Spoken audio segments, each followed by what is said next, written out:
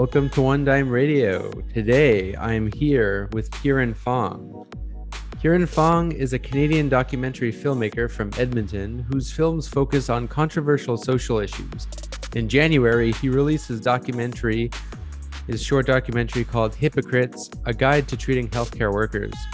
He uploaded it on YouTube, and it's a documentary that explores the privatization of Canadian healthcare. By releasing this film, he hopes to expose the corruption of the conservative governments of Alberta's healthcare policies and management of the COVID pandemic, while also highlighting solutions to improve healthcare systems around the world. I decided to have Kieran on for two reasons. Number one, he's extremely underrated. Seriously, go give this man a subscribe. Links in the description. I've never seen a more underrated channel. Seriously, this is quality documentary. It's not just like typical YouTube video essay shit. It's good quality stuff. Go check it out. And I was scared to do this podcast merely because whenever I do anything about Canada, any content regarding Canadian politics, it always underperforms in views because no one seems to care about Canadian politics. For example, I did a video, a practical guide to Canadian politics on my One Dime channel. That was probably one of my least viewed videos on my channel, despite being, in my opinion, one of my best. But I think this podcast will be very important for two reasons. One, because Kieran makes fantastic content that you should check out. And two, because Canada is a lesson we can all learn from when it comes to healthcare. You often hear Canada being touted as an example of good healthcare, of having Medicare for all, the best healthcare system that is often put in contrast to the United States' terrible, expensive, and frankly, one of the worst healthcare systems in the world. You often hear Bernie Sanders on his older campaign trails praise the Canadian healthcare systems as a model we should follow, and you've even had people like Ted Cruz actually ironically use the Canadian healthcare system despite calling for saying how private healthcare is so much better. We want to expose some myths regarding the Canadian healthcare system, how it's been tarnished, cut, privatized over the past few years, and the lessons that this can bring from healthcare policy, what we should strive for, and how we should, prevent our healthcare system from being destroyed. So this is a lesson that Americans can learn from, and really leftists around the world who care about the well-being of people can learn from. So without further ado, Kieran, would you like to introduce yourself, where people can find your work, your channel, and also what got you into making documentaries? Well, first of all, appreciate that lovely introduction. I think you covered me pretty well. It's actually pronounced Hippocrates, A Guide to Treating Healthcare Workers, but it's understandable. I think like probably 6% of people Oh my God. mispronounce Yeah, it, Jesus. but that's all good. If you want to find more of my work, you can check me out on YouTube. Just type in Kieran Fong. The first thing that comes up should be my most recent documentary about the privatization of healthcare. You can also follow me on Twitter at Kieran_Fong. I'm not super duper active on Twitter for my own sanity. And you can also follow me on Instagram at Kieran Fong. And you can catch me posting behind the scenes work and some of my future documentaries that I'm planning in the future. In terms of what initially got me politically active, I would say it really goes back to my grandma. With my grandma, probably every single conversation with her is political. And growing up, she would always shit on Harper, and she'd always talk about how, As you should. as anyone should, she'd always talk about how like Harper muzzled climate scientists. He was racist. For those who don't know, who is Stephen Harper? Stephen Harper was the former Prime Minister of Canada before our most recent Prime Minister, Justin Trudeau. And He's like basically the Canadian Dick Cheney. Yeah, basically. That's a pretty good analogy. I keep on forgetting that you have like an audience outside of Canada, and that they might not know. So it's good to like 80% of my viewers are American, so I always keep that in mind. They're like, who the hell is this guy? So gotta remember to put everything in context. So she was really critical of Canada's Dick Cheney, I guess. And she really got me politically active from a very young age. I also remember watching Canadian shows like Royal Canadian Air Force. So I guess that would be like the equivalent of SNL. Um, and they would do like a lot of political spoofs and mockery. Same thing with This Hour's 22 Minutes. It's also kind of like an SNL type show. I also grew up watching Rick Mercer, who did lots of fun, kind of little lighthearted. Um, Canadian John Oliver. That's the way I like Kane to John think of him. Oliver, basically, yeah. Yeah, but So I he was grew up, before John Oliver, so but that makes it better. yeah, Yeah, yeah, basically, he's the OG. he is, bro. He's a legend to Canadians. And I would say probably one of the biggest moments for me politically was actually the 2011 federal election. So, for context, up to that point, Canada only had two parties that ever got in. It was either the Conservatives or the Liberals. So, I Still guess that the way, basically. yeah. Um, and in 2011, like something really strange happened. So no, it was during a time where the Liberal Party basically collapsed under Ignatieff, who was the leader of the Liberal Party. And no one really expected Jack Layton, who was the leader of the NDPs, which was the Social Democrat Party Canada had at the time. The And bald guy who's good at speaking. yeah, That's he was really charismatic and was really popular amongst a lot of Canadians. And basically, long story short, when the election happened, I believe the NDP had over 100 seats, and they made the official opposition. So they got the second most seats, and no one like expected that to happen. And it was a phenomenon called the Orange Wave, which is really crazy, and it really surprised everyone. Um, and in particular, they had a lot of youth support. That was the time where I believe they had the youngest MP ever, who was like 18 in Quebec or something. So it was a really huge moment politically for us. I remember in grade six, we had like a class vote in the NDP one. So it was a time where, the youth were starting to get like super politically active. And yeah. yeah, This was like the early 2000s, like the very early 2000s. I remember that. Yeah, mhm, that was interesting. And Harper barely won. He barely scraped by. mhm, Um, but yeah, that was, I can maybe give some context also to what you're saying is why this kind of matters is, you know, for a while, social democratic politics in Canada, really, since I would argue is far back is the 1970s, was kind of dead. And you didn't, especially, after the fall of the Soviet Union, pretty much anything associated with socialism in any way was seen completely negative. And you didn't really have a revival of any like sort of left-wing politics in Canada until the early 2000s with Jack Layton.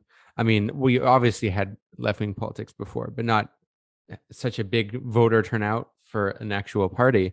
And Jack Layton, although his policies, what I would describe as really friendly neoliberalism in hindsight, he described himself as a socialist, and I think he was honest about it. I think he was a guy who is a socialist that was probably too scared to embrace socialism.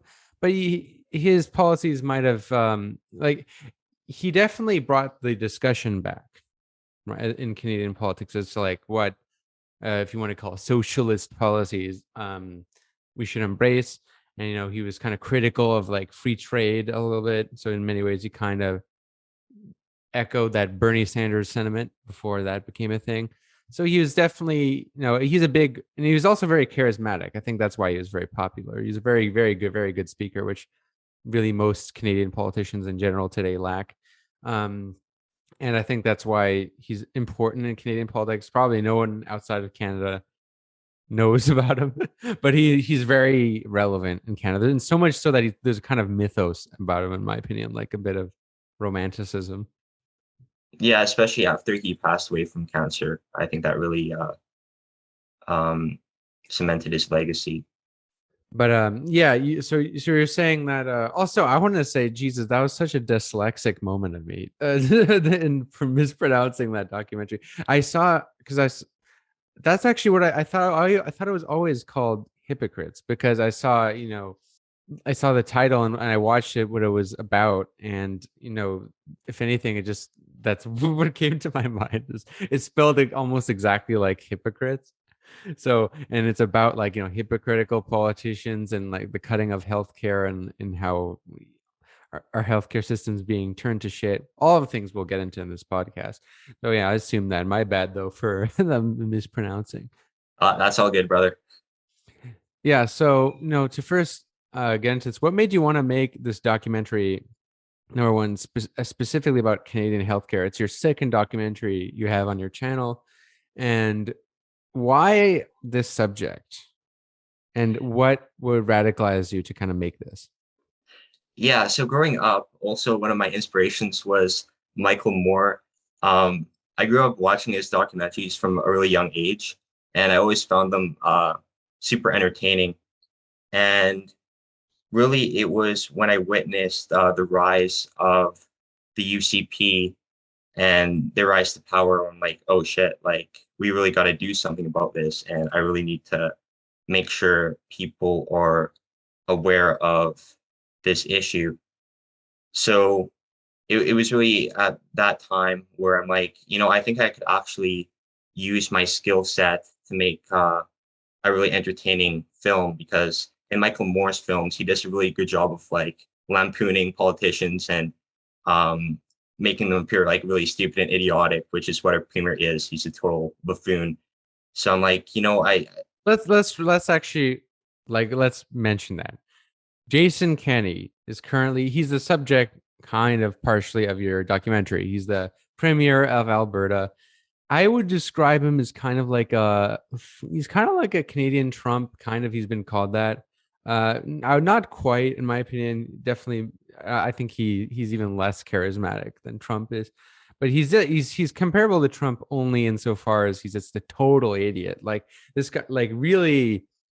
I mean, Paul, the standards for what's considered a smart politician have already been lowering, but I mean, he's on like a next level of like just idiotic. And probably I would say there's any province that handled COVID the worst in Canada, it might have been Jason Kenney. It's almost like at the start it was almost pure denialist of COVID. This is really bad, so I'm sure you'll get into all of that. yeah, that's a good point you bring up. And yeah, this further elaborate on his idiocy. There was a moment where Jason Kenney like couldn't even take the diesel pump out of his truck, so he got roasted really hard online because like, oh, I thought you were a man of the people, but apparently you don't even fill up your own truck. So it's that type of shit that we're really dealing with in Alberta. And for context to what happened to Alberta is in 2015, something really strange happened. And that was the NDP government getting elected. So for Americans watching, yeah, the NDP, well, I guess we already described the NDP as being a social democrat party, but Alberta is typically known for being really conservative. We're known for our love of oil. Canada's Texas, Yeah, for sometimes those called that. watching. So Alberta's really been we've always been fairly oil rich for a number of decades, but it was in 2015 where we started to get an economic recession, and that was when families were getting hit really hard financially. That's when the oil workers started thinking, hey, like I don't think the economy is starting to work for me anymore. We also had a conservative premier who was super unpopular. It came out that she was using public funds to build these skyscrapers. So she was building like this massive penthouse, and when that came out, like Albertans were pissed the fuck off. Rachel Notley. No, not her. It was Alison Redford that got in trouble with that, and it. I think that was really a pivotal moment for Albertans because they really wanted change, and Rachel Notley came in with a more progressive platform. She stood out against the interim premier at the time, Jim Prentice, who said Albertans should just look themselves in the mirror um, for all the problems they're facing, and Albertans were kind of pissed off that Pick yourself off by your yeah, bootstraps. like it's not, I don't know, well, I can't do anything about it. So when she won that election, I think it really surprised everyone in Alberta and even Canada because no one had ever expected like a traditionally um, oil-hungry conservative province to elect a, a more progressive government like the NDP. Um, so during her time in power, um, she gradually became more and more unpopular, particularly amongst the working class and lots of people in the oil industry because really like even though Rachel Notley was actually like pro pipeline, they perceived her to be damaging the economy. Um, so there's lots of like misinformation and there's a lot of smear campaigns from Post Media, which is like our big newspaper chain that commonly has a conservative bias. Um, and it was really the dissatisfaction of the economy that led to the populist rise of Jason Kenney, who said like, "Hey, we're gonna get Alberta back on track. The NDP screwed over everything. We're gonna, get those pipelines built, and we're gonna return Alberta to its glory days, essentially." And that really resonated with a lot of people, particularly in the oil industry, which which um, which unfortunately led to the a really um, idiotic and incompetent government being elected. Yeah, oil is a really big topic in Canada. And actually, when oil prices plummeted in around 2014, 15, there was a big shrink in the Canadian economy that a lot of conservatives who know absolutely nothing about economics blamed on like individual politicians as opposed to the fact that Canada is reliant on oil, which is not good for an economy. I mean, you saw Venezuela got hit even way harder because they rely totally on oil. And when oil prices crashed, their economy totally, collapsed. So it just goes to show you, like, don't rely on oil. Okay, like it's a bad thing, but it's a thing that Canada still hasn't really escaped, especially Alberta, which is the number one oil producer of Canada, and so I think the biggest source of employment too. And it's often, I would say, like the biggest obstacle when it comes to climate change policy, because whenever we want to transition to clean energy, there's always this thing, what about the jobs in oil, what about all those jobs? It's always like the annoying counter argument. So yeah, just something I would add there. But with regarding Alberta, with regarding Jason Kenney and particularly the failure to deal with COVID, how does this factor into your documentary on Canadian healthcare? Right. So, um, with what was going on at the current state, uh, I decided like it was really important for Albertans in particular to know the history of how bad our healthcare system has gone because it didn't just start with Jason Kenney. It's really been an ongoing process that's really been prevalent since the 80s. And it was also a really personal story for me because my grandma was a hospital chaplain during the Ralph Klein era. Ralph Klein was the premier of Alberta during the 90s. And under Ralph Klein, there was lots of deregulation and a push to privatize our healthcare system. And essentially, what happened is all the laundry services and food services started to become privatized. So lots of times, and of course, with privatization, we know that the quality of food goes down. We know that the laundry becomes dirty because it's all about saving money and cutting costs. And when they ended up trying to cut costs, probably one of the most devastating moments was when um, essentially they were replacing nurses with temporary orderlies. They were making chaplains who, for those who don't know, chaplains are really in charge of providing, I guess, one-on-one spiritual care to patients. So they'll talk to patients about like their struggles, stuff like that, more like emotional support, that sort of thing. And they made my grandma, who was a chaplain, um, do jobs that she had no business doing. So there was one time where they made her go into a morgue at 3 a.m. at night, and they're like, yeah, why don't you take out why don't you clean the bodies? And I mean, my grandma had no idea what she was doing. There's no occupational health and safety there to regulate anything, and she ended up getting PTSD because she ended up working with an HIV positive body, and she didn't actually know whether um, she might have gotten it or not. So it was really um, traumatic for her. And it was really that experience of privatization that really shaped my grandma, because she saw firsthand what privatization does to people. And essentially, you just treat them as commodities. And um, uh, yeah, I really just thought that I could tell a really captivating story about, how my grandma's story is still relevant now, and the path that Canada's healthcare system is on, and how we need to reverse it as soon as possible. This will come to some surprise to the American listeners who often have in my opinion, a very romantic idea as to what the Canadian healthcare system is. Like Bernie Sanders, for example, often points to Canada's healthcare system as like the great example, but then also pointing to Denmark and France and Finland as examples when these systems are completely different.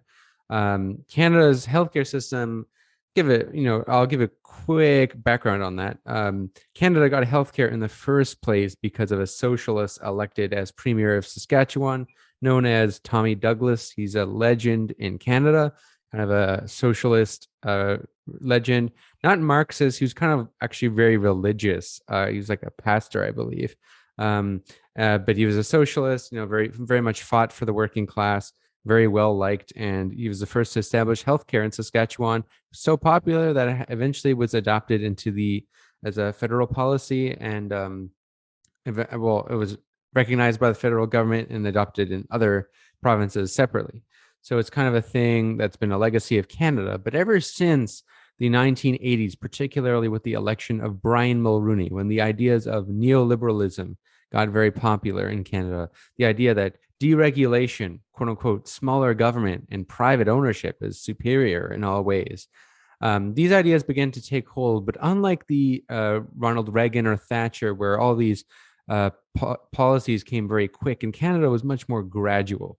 And in Canada, we've seen cuts in our healthcare system very slowly. And they've been both at the federal level and at the provincial level. For example, you have most specifically Jean Chrétien and Paul Martin liberal governments who severely cut federal transfer payments to provinces that paid for healthcare, heavily cut the funding.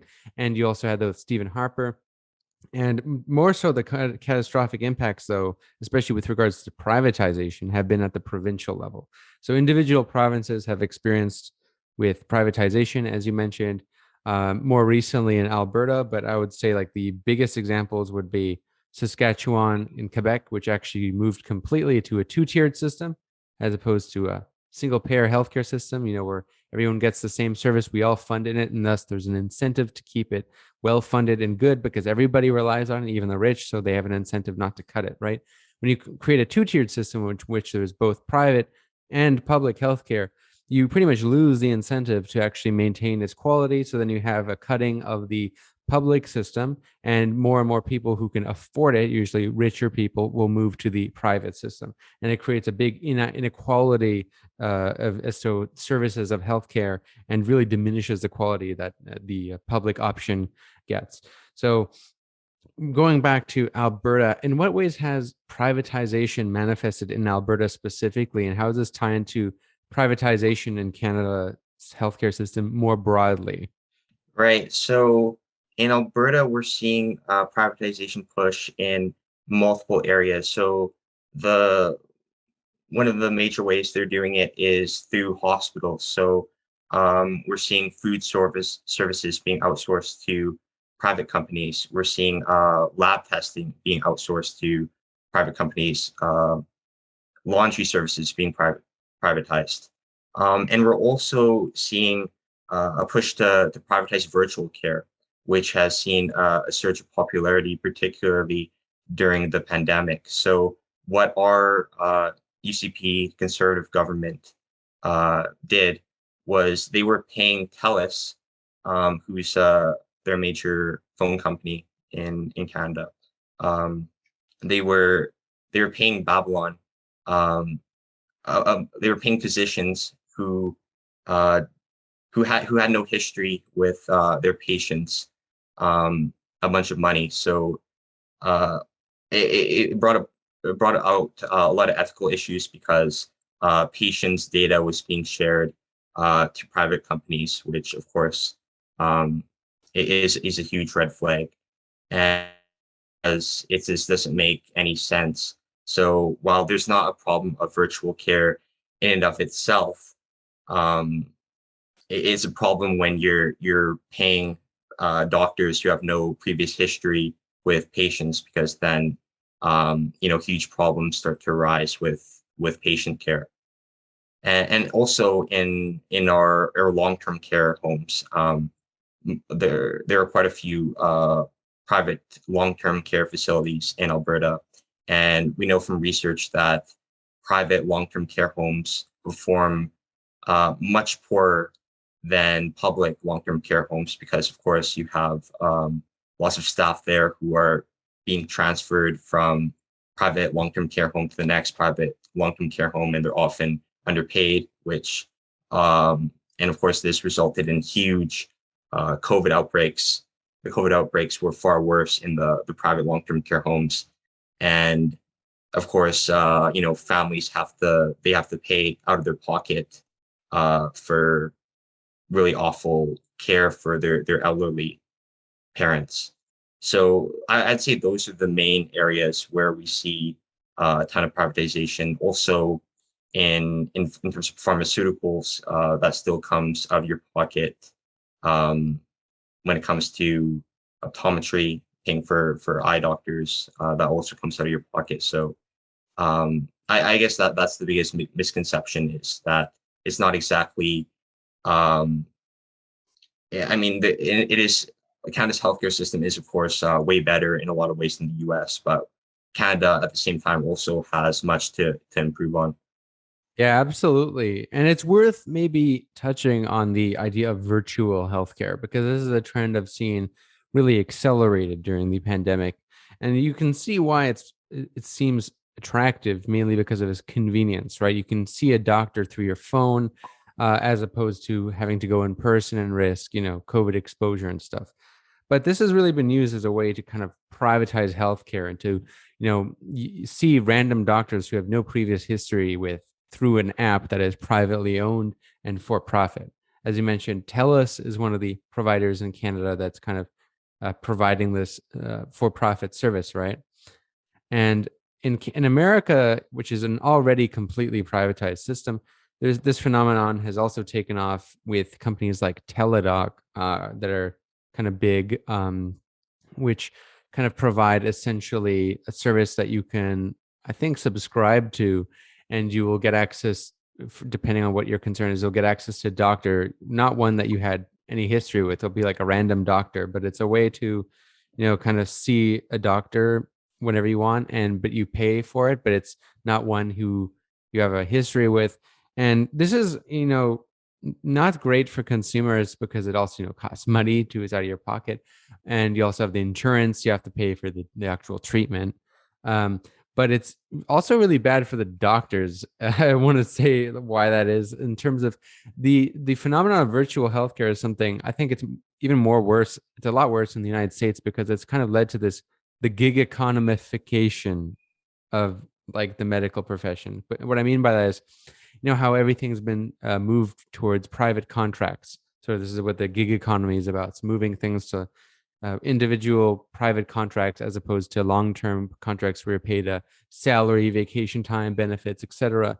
With the gig economy, you have like little like gig jobs here and there that you do through a platform that cuts a section of your profits.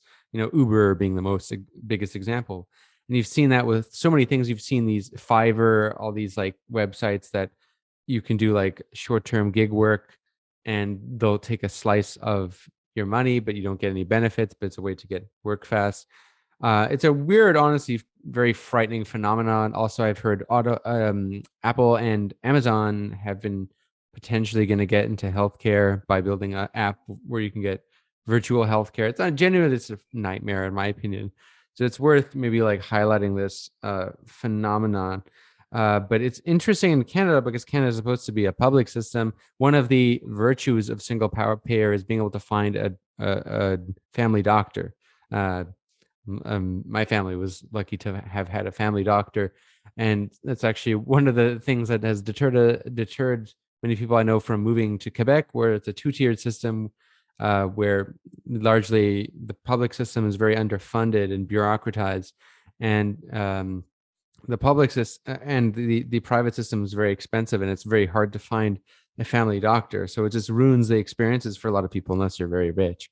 So maybe getting into that, like in what ways is privatization provide worse outcomes for the average person? Because this is the opposite of what we hear from neoliberals, right? Neoliberals, like conservative governments and liberal governments will often say privatization is good because the free market's better at providing services. Private corporations, if they have the profit motive, will provide better outcomes. It's better, better, better. In what ways is it not?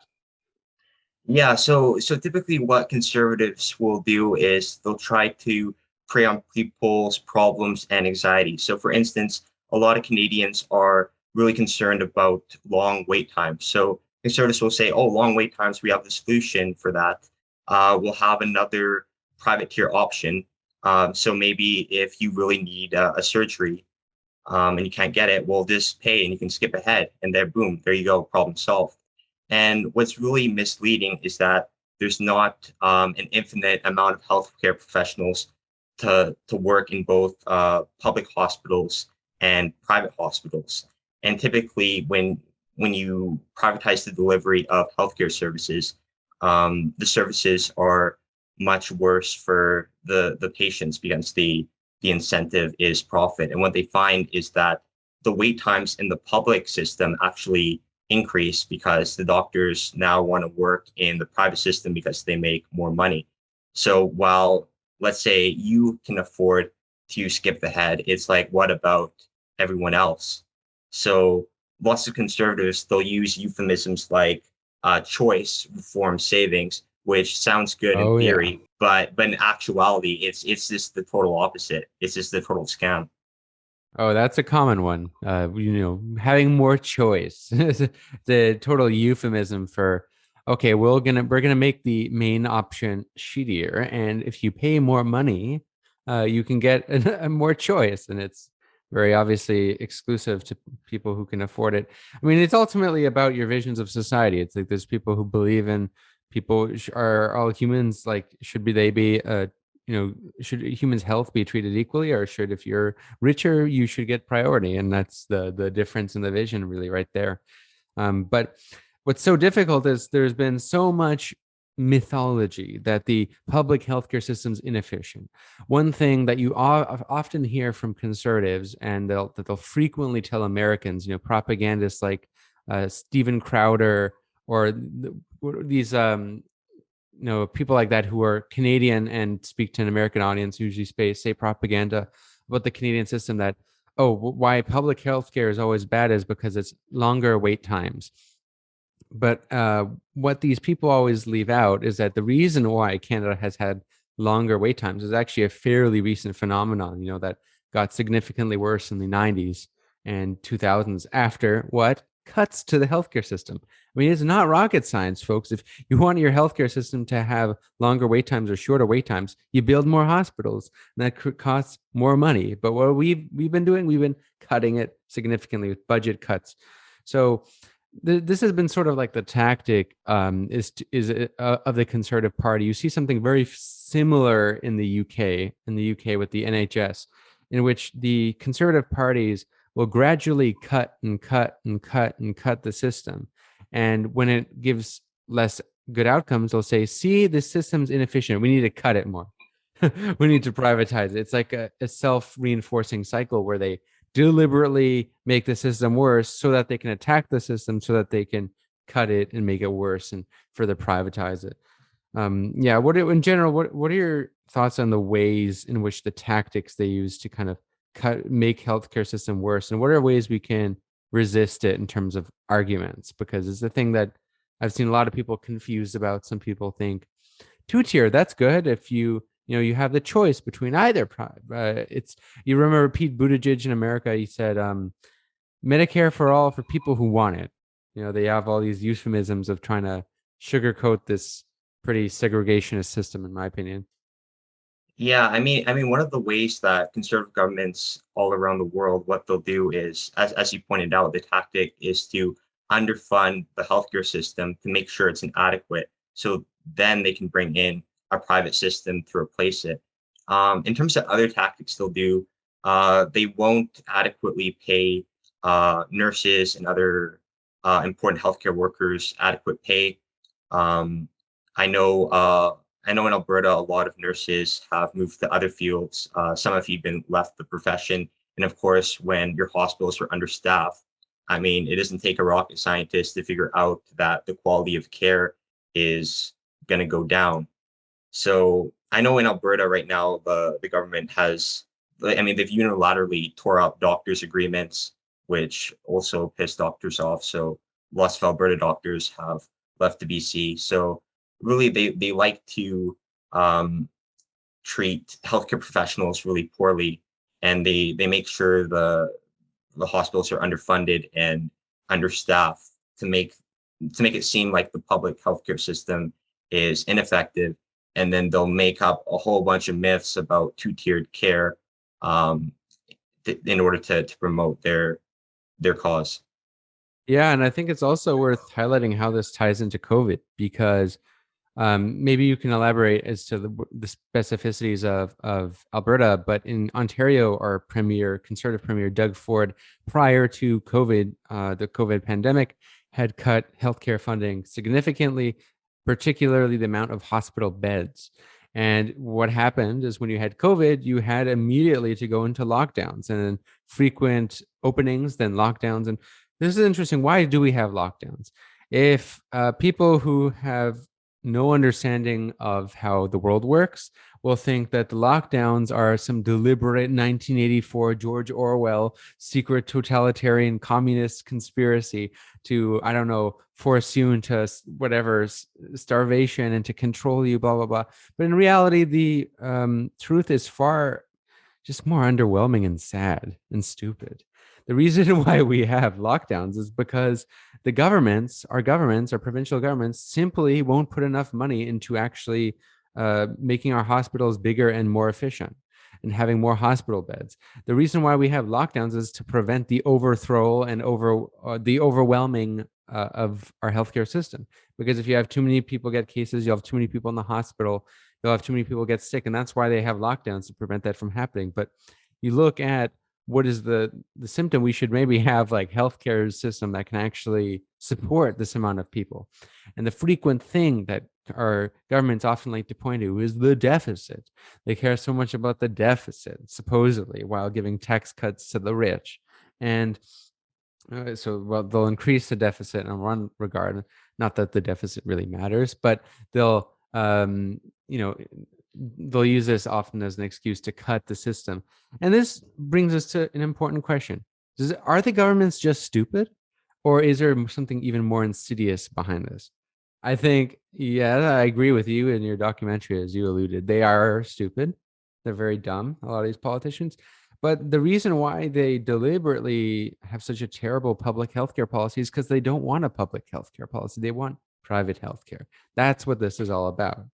So maybe that will clarify why our healthcare system is in shambles. Totally. In what ways can we fight this? Is there any?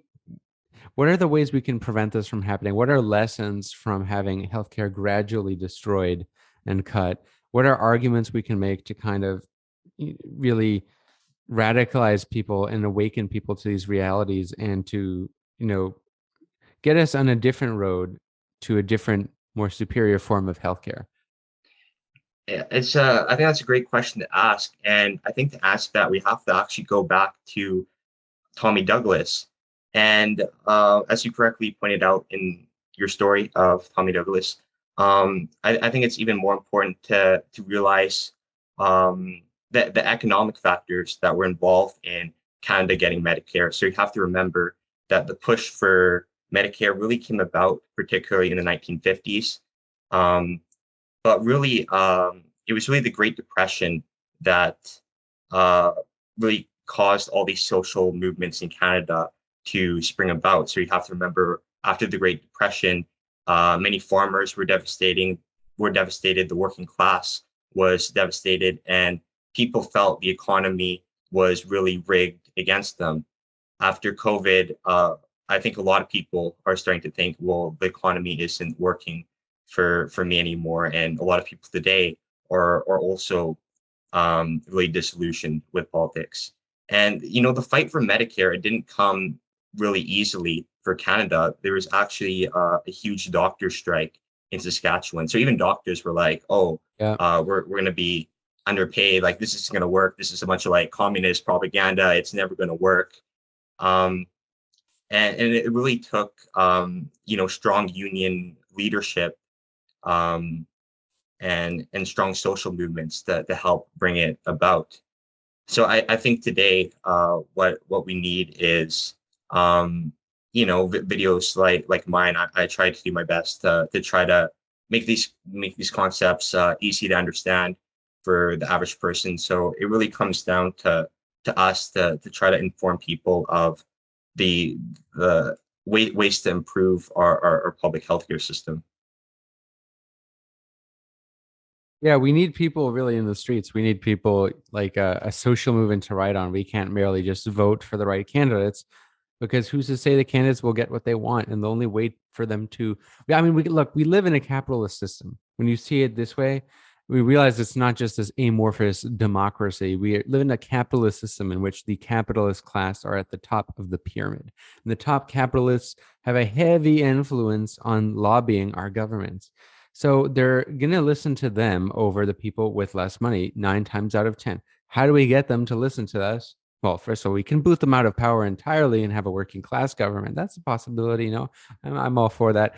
But at the very least, if you want to get this through, our parliament and do the reformist road, the only way reformism really works is through revolutionary action. The reformists are going to respond to the threat of, revolutionary strikes. If you have protest, a big movement, there's actual a threat there and an urgency for the parliament to actually respond and give people what they want, because there's a big ramification if they don't. There's a big instability they don't want to deal with. But how do we get people on the street, right? This is where I think a lot of people forget to look at. We need to radicalize people and get them on the street in the first place. And how do we do that? Propaganda. We need to have PR, what they euphemistically call PR. They used to just call it propaganda in the day. So we need to find ways to get these messages to regular people and to, number one, tell them what the problem is, and two, what a better future is. So near process of, watching other documentaries, you said you watched a lot of Michael Moore. I did as well when I was young. Um, what have you learned in terms of how to actually persuade people, how to turn people into, how to push people to the left and push people to, fight for their own interests? Right. I think it really comes down to meeting people where they're at and really asking them what their problems are. Um, because I think lots of times on the left we really get caught up in identity politics and really obscure academic jargon that like the average working class person uh, wouldn't necessarily understand.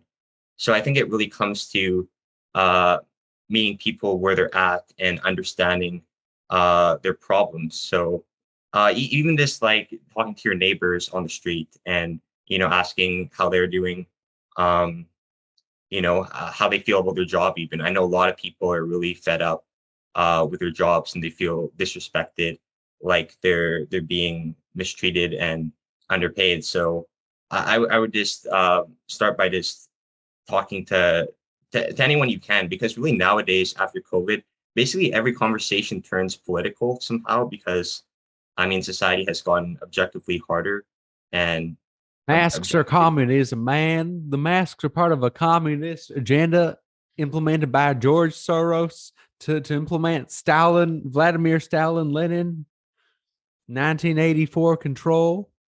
Sorry. That was good. That was good, man. But That well, we've yeah, had a push to the right. We've had the truckers. It's weird because Canada is not known for its militancy, and you've had out of all things, protests coming from the hard right, which is so bizarre and so honestly sad. yeah, it is. And I think, yeah, again, it really comes down to funding, because of course we know the Freedom Convoy had like hundreds of thousands of dollars coming in from, well, it was really like in part funded by the capitalist class. And of course it wasn't a working class movement. I mean, Um, there was working class people in it, right? So that's the thing. there were some. Like, there's some people who I think are just like they have good intentions and are duped. Like, I actually have some listeners of this show who kind of supported the protest because they didn't really know what it was. They thought it was like truckers are working class, right? It must be a working class protest. And yeah, there's some working class people in it who probably genuinely believe they're fighting for the right thing, and I can understand that. But I mean, yeah, as you said, the money is all coming from the capitalists, and if you have the Conservative Party of Canada, the most pro like ultra rich elite business party supporting it, and people like Tucker Carlson supporting it, and all these like millions coming from the United States. I mean, who is it really for? Okay. So yeah, put two and two together, right? Could you imagine like a socialist like funding like a bit pro business movement? You get the gist. Yeah, So yeah. totally. And I think, yeah, I do agree with you that a lot of people got duped. And I think nowadays more than ever, when people are really alienated and isolated, they really want to be part of something that's bigger than themselves. So if we can make these really awesome social movements where it's like, hey, join this movement, like come march in the streets for us for a common cause that will benefit you. I mean, I think that would be a really um effective strategy. So it's really making sure that people feel part of a community and they feel a sense of belonging, and making sure these leftist social movements are fun and super uplifting, and making people feel empowered to make a change. Yeah, and one thing we could easily tie this to is because one of the biggest reasons for protests is lockdowns, right? And I totally understand that. I mean, lockdowns are brutal unless you're like me who does all his work from home. But I can totally get why people hate lockdowns. They just suck, So, but we have to understand what are the cause of lockdowns. Is it just this for no reason are they happening? I mean, it's because the governments just don't want to fund our healthcare system, and not just like things like hospital beds. I mean, that's the basics. They could at least be doing that. But, things like mental health, which is a big consequence of COVID, people are not talking about. Long COVID is a big side effect of COVID. It's not just like deaths and lives. Like, that's not all that matters. It's also like the mental health that people go through. And our healthcare system just doesn't at all really take care of that. Like in terms of we don't have universal pharmacare or dental care, which are two things that the French healthcare system, for example, has all of these things covered. The Cuban healthcare system has all of these things covered. I think those two countries have like far superior healthcare systems than Canada. It's kind of something we could strive for. Like in France, for example, like if you need like a prescription medication for like some symptoms or whatever, you have that covered in your healthcare plan. It's not like something you have to pay extra, whereas in Canada this part of our healthcare is largely it's privatized. So this maybe brings us to a question, and that's tied to the same thing we're talking about, how to persuade people. But we can't just only oppose what we don't like, right? What is our vision in terms of healthcare specifically? What is a more superior healthcare plan? Because it's one thing to oppose it from being destroyed to salvage what we have. It's another thing, and I think more compelling, to fight for an even superior healthcare system. What does that look like, and how could it tie into, bringing people to the left? Right. So my vision of an ideal healthcare system is a healthcare system where prescription drugs are free. We currently have 1 in 6 Canadians who are doing things like skipping out on groceries or their heating bills to afford prescription drugs. I think that's absolutely obscene. And in a country as wealthy as Canada, I mean, no family should ever have to worry about their grocery bill simply because they can't afford a life savings prescription. So we need to make that free, and we have the money to do that. Dental care should also be free. Um, I mean, dental health is hugely important um, for everyone's health. And also with our long-term care homes. I mean, with our privately owned long-term care homes, I mean, it's deplorable, those conditions, but with adequate public funding, with adequate staffing, we need to live in a society that treats elderly people with dignity. So we need publicly funded, well-run, long-term care homes. We need food and laundry services to be publicly owned. We don't want um, corporations taking over our laundry and public care. We need efficiently run government-run hospitals.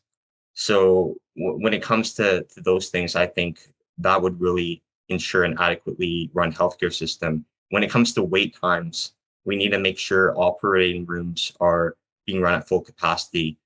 We can centralize referrals to also lessen wait times. So there's really a lot that we can do in order to improve our healthcare system. And really, if you ask anyone, should we have universal pharmacare on the street? I guarantee you'd have an overwhelmingly popular reception. So I think these ideas are already super popular with people. It's just about finding how to get unions to work hand in hand with student groups, to work hand in hand with political organizations together to create these mass movements to force these governments to change. Yeah, absolutely. It's a thing that's very, very popular too. And you mentioned something very important. You mentioned we have the money, and this is something this wouldn't be a one-time radio podcast if I didn't mention MMT, modern monetary theory. I have to mention it every time because it's, in my opinion, the most important thing lacking on the left: knowledge of how money works, because it answers a lot of the concerns as to, how do we pay for it. So like I'm gonna break that down, even though some people might be able who know MMT will be able to put the connections, but most people don't. So it's always important to, add this, especially lacking in the Canadian left. Even the NDP, in my opinion, going through their platform, have a very, very, very questionable understanding of as to how modern money works. Like, at least I think, in my opinion, the Bernie Sanders and AOC had a lot of advisors around them who really understood modern money and economics. So whereas I think that's lacking a little bit on the NDP. But to add, like you said, we have the money. That's important because, I mean, number one, okay, when it comes to healthcare, how do we pay for things? We pay for things in the Canadian dollar. We can pay. Who makes the Canadian dollar? Well, Canadian private banks and through credit, and the Bank of Canada, which is basically the central bank of Canada. It can pay for anything in its own currency as long as it's made in Canada. If we get something from another country, like, I don't know, the United States, Europe, we need to use their currency. We can't print their currency, but we create our currency out of thin air when we pay for things at the federal level. So we have the money, right? But then the rebuttal you always get from conservatives, if they'll even if they'll admit that we can create money, they'll say, "Oh, what about inflation? If you create a lot of money to pay for this, what about inflation?" Well, number one, what is inflation? Inflation is prices going up. Okay. Interestingly, and this is a very widely studied thing among MMT economists, healthcare is one of the few things that when you pay for it with federally created money, prices actually go down. It's a deflationary event. So when you have universal public healthcare, the costs actually significantly go down because it's not for profit anymore. When it's for profit, you have the interest to set prices at a higher level. When you have federally funded public healthcare where the government is the price setter, the prices are lower. It's a deflationary event. It's actually the opposite of inflationary. There's no excuse why we can't pay for it. Yeah, totally poor countries like Cuba that are isolated from the world through embargoes that can afford this. You have France, which can't even create its own currency. It's on the euro that pays for all of this. We can totally pay for it. We're a currency sovereign nation in Canada. We can totally afford it. Anyone who thinks otherwise is, they just don't understand. They haven't really studied modern money. I mean, when people can make the argument we can tax the rich to pay for it, we could do that, but we don't even need to do that. We could pay for it super easily. But there is one obstacle that prevents us from paying for things, and that is our, in my opinion, totally stupid federalist system, which is a system where the provinces are in charge of healthcare spending and education spending. Provinces, unlike the federal government, are currency users as opposed to currency issuers. Therefore, they do actually function like households and have to tax in order to spend and rely only on the federal government for extra money if they can't get it through provincial taxes. We can easily still pay for it if the federal government decides to, inject a lot of money into the provinces to pay for healthcare. Or we could do something which is a lot smarter, in my opinion, and have the federal government pay for healthcare, which I think is way smarter, way more efficient than the system we have now. But this is all for really another debate. But I guess my lesson is two things. Number one, learn MMT, people, seriously, if you haven't already. Two, federalism, decentralization isn't always a good thing. This idea that decentralization is more democratic, not in the case of like economic policy. The whole point of decentralization when it comes to allowing provinces to be in charge of healthcare and education is solely so that these things can be as underfunded as possible. This is why when you have federally funded infrastructure projects, they tend to be way more faster. Look how fast China builds roads. It's fucking incredible. Or look how fast the federally funded railways program under Franklin Roosevelt in America, how fast that was. That you make progress with the federal government because they can create money. When you have provincial municipal governments who have to tax and spend, it's always going to fall short. So this is my final lesson. Sorry if that was going on too long, but I really think it adds to the whole healthcare debate because, it's a way to understand how do we pay for it, because that's the obstacle we face all the time from the right. No, yeah, I'm really glad you mentioned that. And yeah, I have seen your videos on MMT, and I think they're important to know because I think people in general aren't really familiar with exactly how um, the government pays for things. So I think that's really important to know, and it's definitely something that we should talk about to, friends and families, and um, yeah, really anyone in order for them to get a better understanding of how the government works. So we talked about, I think, very thoroughly about healthcare. The last thing I want to get to is prospects for change in Canadian politics and parties. What do you see are potential prospects for change, and what are some problems with the main Canadian political parties and how they approach the issues of healthcare and what they could be possibly doing more effectively?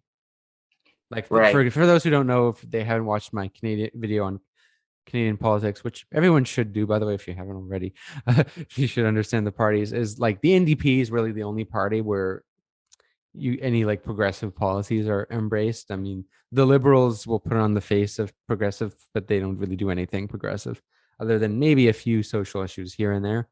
Um, but you have the NDP is really where like progressives will vote for either enthusiastically or reluctantly as this sort of like lesser of evils situation.